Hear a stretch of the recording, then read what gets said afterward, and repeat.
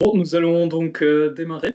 Alors, bienvenue à toutes et à tous à cette sixième édition du webinaire Let's Talk Mobility et la première édition de l'année 2026.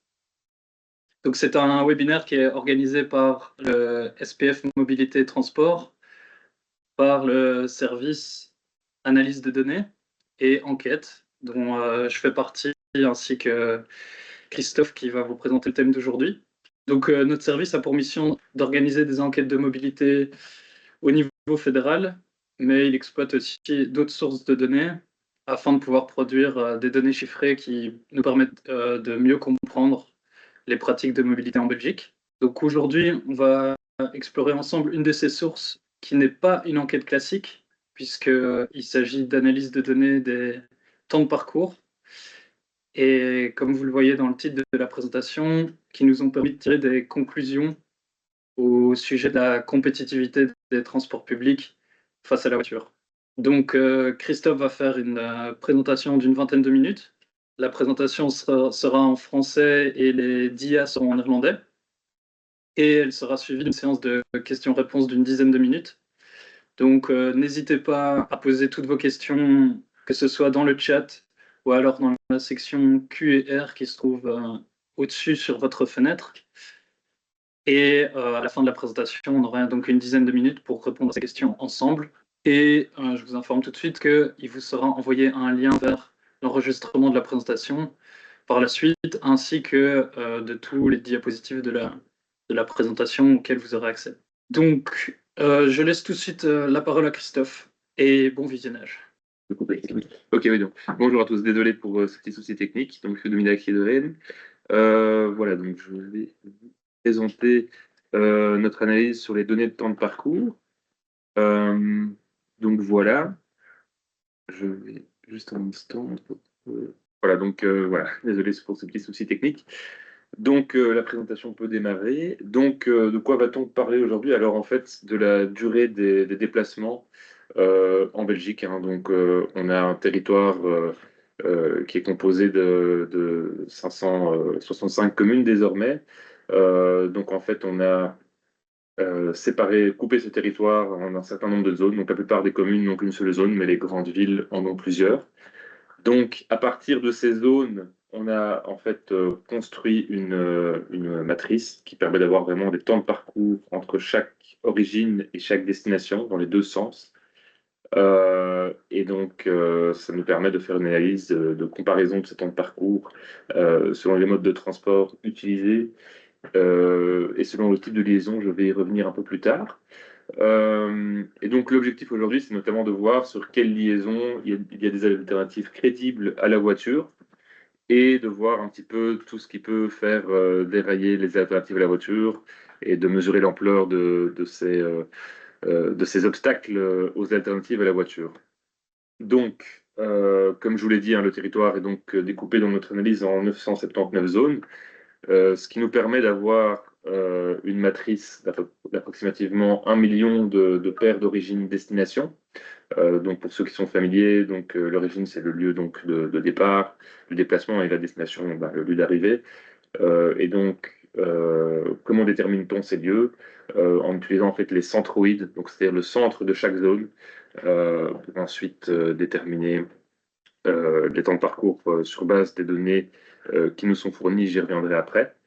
Donc, ça nous permet de faire une analyse selon le mode de transport utilisé, donc en particulier la voiture et les transports publics, mais on a également quelques extensions, par exemple avec le vélo et les différentes combinaisons entre vélo et voiture et transport public. Donc, on a fait ça, cette analyse pour différentes périodes, avec une focalisation importante évidemment sur la pointe matinale, mais on a également voilà, cette analyse qui a également été réalisée, par exemple, pour le week-end et les fins de soirée, ce qui nous permettra de parler un petit peu de l'amplitude horaire. Donc, sur le nombre d'observations, donc je vous l'ai dit, hein, il y a 1 million de relations approximativement, mais étant donné qu'on a tout un tas de modes et de périodes analysées, en fait, on arrive approximativement à 25 millions d'observations, donc c'est quand même des données assez lourdes. Au niveau des variables, Donc voilà, on a effectivement la variable principale qui nous intéresse, c'est la durée du déplacement, mais on a d'autres variables qui nous permettent de mener des analyses annexes. Euh, les données ont été fournies par un prestataire, hein, donc B-Mobile pour ceux qui connaissent. Euh, donc, avant toute chose, on a dû faire un travail de mise en cohérence des données. Donc, par exemple, bah voilà, et comme toujours, il faut les nettoyer. Par exemple, on avait des observations pour lesquelles on avait une distance positive et un temps de parcours nul, ce qui n'est évidemment pas possible. Donc voilà, on a dû faire tout un tas de corrections, notamment de vitesse qui étaient parfois tout à fait invraisemblables, des vitesses beaucoup trop élevées. Donc voilà, on a procédé à ces corrections. Euh, alors, certaines données n'étaient fournies pour des raisons d'économie que dans un seul sens, simplement parce qu'il était facile de les inférer dans l'autre sens. Par exemple, ben voilà, on peut faire l'hypothèse que à vélo, par exemple, ben voilà, dans les deux sens, on va aller plus ou moins à la même vitesse. Ensuite, par rapport au scope de notre analyse, on s'est focalisé uniquement sur les déplacements qui ne sont pas les déplacements locaux. Parce qu'en fait, puisque le territoire a été découpé en zones, on n'a pas réalisé d'analyse de ces temps de parcours intrazonaux. Donc, on a exclu tous les déplacements de moins de 5 km. Et donc, ça nous a quand même permis de garder 99% des observations, puisqu'il est rare que des déplacements entre zones soient inférieurs à 5 km. Ensuite, par rapport à la pondération, pardon, on a donc des données qui nous ont été fournies à l'époque par Orange, dont nous avions peut-être déjà parlé dans le passé, me semble-t-il. Et ces données nous ont permis de pondérer en fait les observations selon le nombre de déplacements qui sont effectués pour chacune des liaisons considérées. Ensuite, on a croisé toutes ces données avec d'autres données. Alors ici, on va parler durant ce webinaire uniquement du croisement avec le degré d'urbanisation. Mais on vous a déjà parlé dans le passé, notamment du score d'accessibilité des transports publics. On n'en parlera pas aujourd'hui, mais c'est possible de croiser ces données avec ce score. Donc le degré d'urbanisation, qu'est-ce que c'est? En fait, cela permet de connaître, disons, le caractère urbain ou non d'un lieu donné. Euh, donc ici, voilà, vous voyez une carte de la Belgique, hein. Donc en rouge, je vais d'abord vous montrer en fait les centres urbains. Donc on reconnaît, hein, les principales agglomérations. Voilà, Bruxelles, Anvers, Liège, Gand, mais également des villes de taille un peu moins importante comme Moucron ou Verviers. Euh, donc, on va vraiment se focaliser ici sur la distinction entre ces centres urbains et les, euh, les autres endroits. Malgré tout, vous devez savoir que ce degré d'urbanisation permet également de voir les zones périurbaines, suburbaines, qu'on voit ici, ainsi que les bourgs et les petites villes. Et ensuite, il y a évidemment le reste qui sont principalement des espaces ruraux. Donc ici, au niveau des types de liaisons, ça c'est ce qui va nous intéresser, hein, pour notre analyse. On va d'abord s'intéresser aux déplacements urbains, c'est-à-dire les déplacements au sein de ces zones en rouge, au sein d'une zone donnée, hein, donc par exemple un déplacement au sein de Bruxelles, un déplacement au sein d'Anvers. Ensuite, on a les déplacements interurbains, donc les déplacements entre villes, c'est-à-dire les déplacements entre deux villes différentes, donc par exemple entre Gand et Anvers, donc entre ces zones rouges. Ensuite, on a les déplacements entrants, c'est-à-dire les déplacements qui proviennent d'un espace suburbain, périurbain ou rural vers les villes, donc vers ces zones rouges, ou les déplacements sortants, à l'inverse. Et ensuite, on a les déplacements non urbains, donc les déplacements qui n'ont aucun lien avec ces zones en rouge. Euh, on va maintenant s'intéresser à la comparaison des durées de déplacement en transport public et en voiture. Donc voilà, vous voyez ici ce graphique que je vais essayer dont je vais essayer de vous expliquer les différents tenants et aboutissants. Donc sur l'axe des abscisses, on a la proportion cumulée des déplacements pondérés, c'est-à-dire que on va aller du déplacement où le transport public est le plus rapide à gauche vers le déplacement pour lequel la performance relative des transports publics est la moins bonne. En fait, sur l'axe des ordonnées, donc on voit ici le temps relatif des transports publics. Alors qu'est-ce que c'est? C'est simplement le temps de trajet qu'il faut pour réaliser un trajet donné en transport public divisé par ce même temps enfin, par le temps de trajet qu'il faut pour réaliser le déplacement en voiture. Donc, par exemple, si on a un temps de trajet relatif qui est de 2, cela veut dire qu'on met 2 fois plus de temps pour faire le trajet en transport public qu'en voiture. Donc, on voit en fait ici, hein, donc, selon les différentes périodes, donc la courbe en mauve ici, c'est donc la pointe matinale en semaine. Là, on voit que la performance relative des transports publics est assez bonne comparée aux autres périodes, ce qui est assez logique, hein, on le verra après, parce qu'évidemment, il y a davantage d'embouteillages et parce qu'il y a une meilleure offre à ces heures-là, par exemple, que le week-end ou en fin de soirée. Euh, donc, ce qui est intéressant quand même, c'est de voir ici que c'est quand même en soirée que la performance relative des transports publics est la moins bonne. Et comme on le verra sur les slides suivants, cela est dû au fait qu'il y a très peu d'embouteillages à ces heures-là et que l'offre est moins développée à ces heures-là, l'offre de transport public.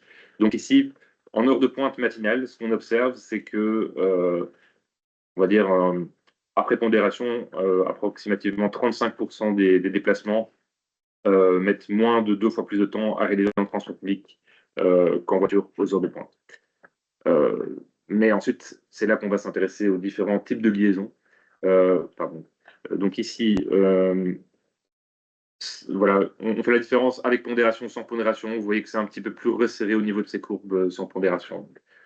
Mais ce qui nous intéresse ici, c'est ce que je vous ai dit, hein. On observe que pour les transports publics, à gauche, au niveau de l'heure de pointe matinale, la vitesse est plus élevée qu'aux autres heures. Et c'est un petit peu l'inverse qui se produit pour, pour la voiture. Donc, c'est davantage d'embouteillage.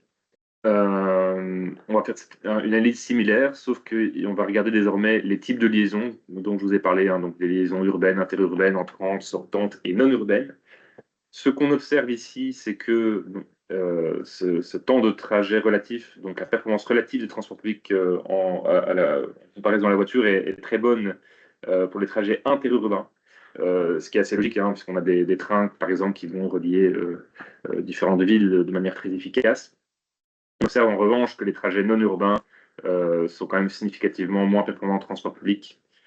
Euh, et après, donc ici, c'est l'analyse réalisée pour la pointe matinale. Ce qui est intéressant de voir, c'est que les trajets entrants sont plus performants que les trajets sortants, ce qui est logique puisque les trajets entrants sont davantage sujets à la congestion le matin, donc pour aller dans les villes, que les trajets sortants. Donc, les trajets urbains, c'est très difficile à analyser parce qu'on a très peu de zones purement urbaines vu la limitation donc de ne pas prendre en compte les déplacements de moins de 5 km. Donc, voilà, il faut rester prudent par rapport à l'analyse de ces déplacements, même si a priori la courbe est au bon endroit. Alors, ensuite, si on a de nouveau le graphique avec pondération, sans pondération, donc vous pouvez voir la comparaison, ça resserre un petit peu de nouveau les courbes. Alors, la pointe matinale, donc un jour de semaine à 8h30, de nouveau, on va un peu voir la même analyse, hein, en fonction de la vitesse. Donc, le transport public qui est beaucoup plus élevé pour les déplacements interurbains que pour les autres déplacements. Pour la voiture, on observe que ce sont en fait les déplacements interurbains sont également plus rapides, mais voilà, cette différence est moins élevée. Alors ensuite, on va regarder un petit peu les gains de temps lorsque les transports publics sont combinés avec la voiture ou le vélo.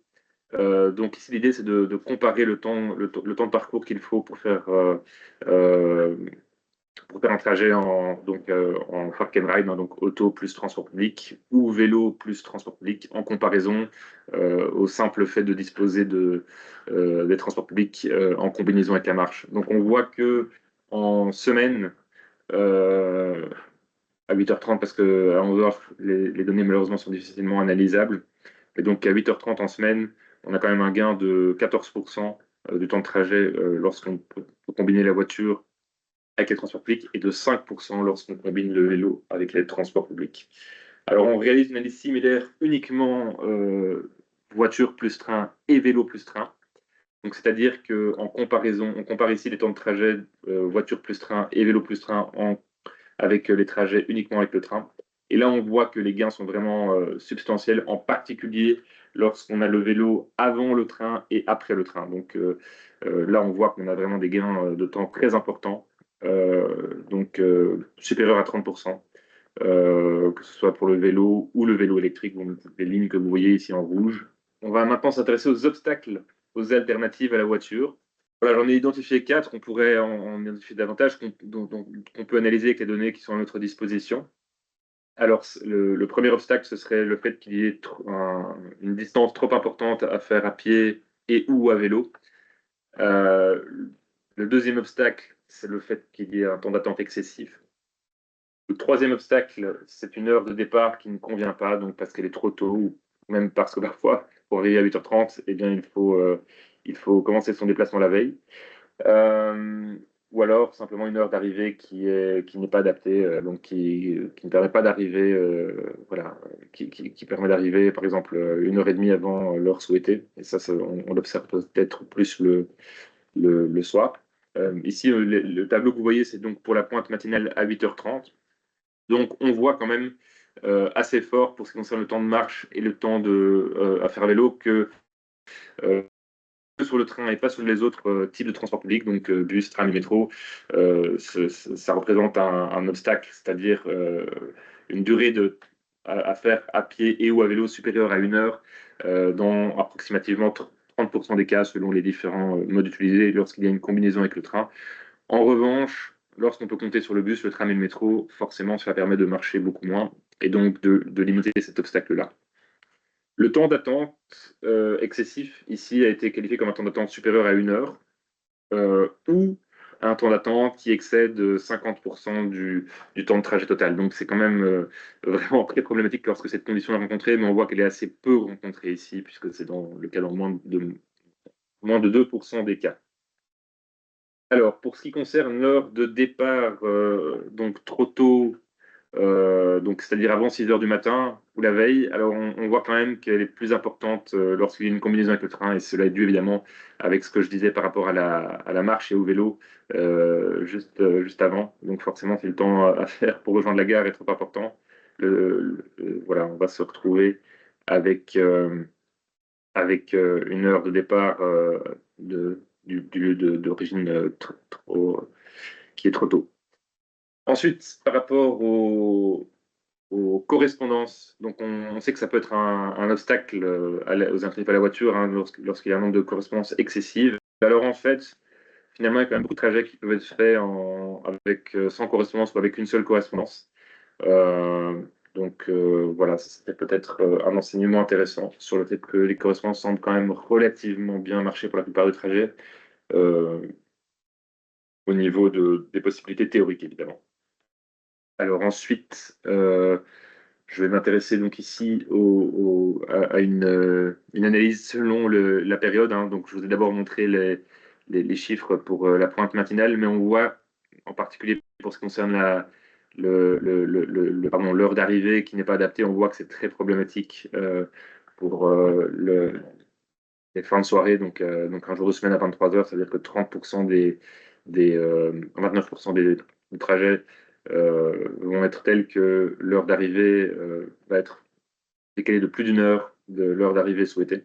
Pour ce qui concerne donc le fait d'avoir un temps de marche trop important, pour des raisons un petit peu inexpliquées dans la liste qu'on a pu réaliser, c'est plus élevé en dehors de la pointe matinale, mais cette analyse doit encore être un peu approfondie pour comprendre pourquoi. Ça peut être dû au fait que les algorithmes qui ont été utilisés pour nous fournir les données peut-être procèdent disons, à une logique différente pour ces autres périodes. Donc voilà, il faut rester prudent par rapport à l'analyse de ces données. Ensuite, pardon, pour ce qui concerne, voilà, euh, ici la distance des trajets réalisés. Donc en fait, on a la distance euclidienne, c'est-à-dire la distance à vol d'oiseau des trajets qui est montrée selon les types de liaisons. Donc après pondération, on voit que les trajets urbains sont généralement beaucoup plus longs que les autres, hein, puisqu'on est ici sur un trajet de l'ordre de 40 km. Pour les trajets entrant et sortant, c'est équivalent, hein, puisqu'on a les liaisons dans les deux sens, donc c'est tout à fait logique. On est de l'ordre de 15 à un peu plus de 15 km, 15 à 20 km. Pour les trajets non urbains, on est souvent sur des trajets un peu plus courts, de l'ordre d'un peu plus de 10 km. Et les trajets urbains, forcément, sont encore plus courts. Mais ici, c'est difficile de s'y fier puisqu'on n'a plus des déplacements de moins de 5 km. Alors ensuite, ça c'est on a ici un tableau qui peut être intéressant parce que c'est des données souvent souhaitées pour lorsqu'on ne dispose que des données de distance à vol d'oiseau. Donc parfois on cherche à inférer la distance du déplacement. Alors ici on a calculé ce facteur pour les différents modes et les différentes distances. Donc on voit évidemment que sa valeur dépend très fort du mode et de la distance. Au plus la distance est élevée, au moins le facteur de détour est faible. Donc le facteur de détour, oui, désolé, je voulais peut-être pas défini, c'est donc simplement la distance divisée par la distance à vol d'oiseau. Donc on voit que peu importe le mode, il est toujours inférieur à 1,4 quand on est sur des déplacements de plus de 100 km. Par contre, quand on est sur des déplacements de moins de 10 km, on peut vraiment avoir des détours très importants, en particulier lorsqu'on combine le vélo ou la marche ou la voiture avec le train. Donc là, évidemment, sur des déplacements de moins de 10 km, ça peut faire des détours très importants. Donc voilà. Alors ensuite, je vais rapidement vous parler des extensions possibles de l'analyse qui vient d'être présentée. Euh, donc ici, on s'est intéressé à l'analyse de la performance relative des transports publics sur des liaisons. On pourrait très bien faire cet exercice pour des zones, donc en faisant une moyenne pondérée des différentes liaisons d'une zone donnée. Et par rapport aux données dont nous disposons, on avait des données donc pour des déplacements réalisés donc avec une heure d'arrivée à 23 heures, mais ça ne nous permet pas de vraiment de regarder la possibilité de réaliser des déplacements tard le soir, en particulier quand on veut quitter une ville euh, pour rejoindre son chez-soi. Euh, cela impliquerait de devoir faire l'analyse sur des heures encore plus tardives et en fait de regarder plutôt l'heure de départ que l'heure d'arrivée, puisqu'ici les heures présentées, c'était vraiment les heures d'arrivée souhaitées.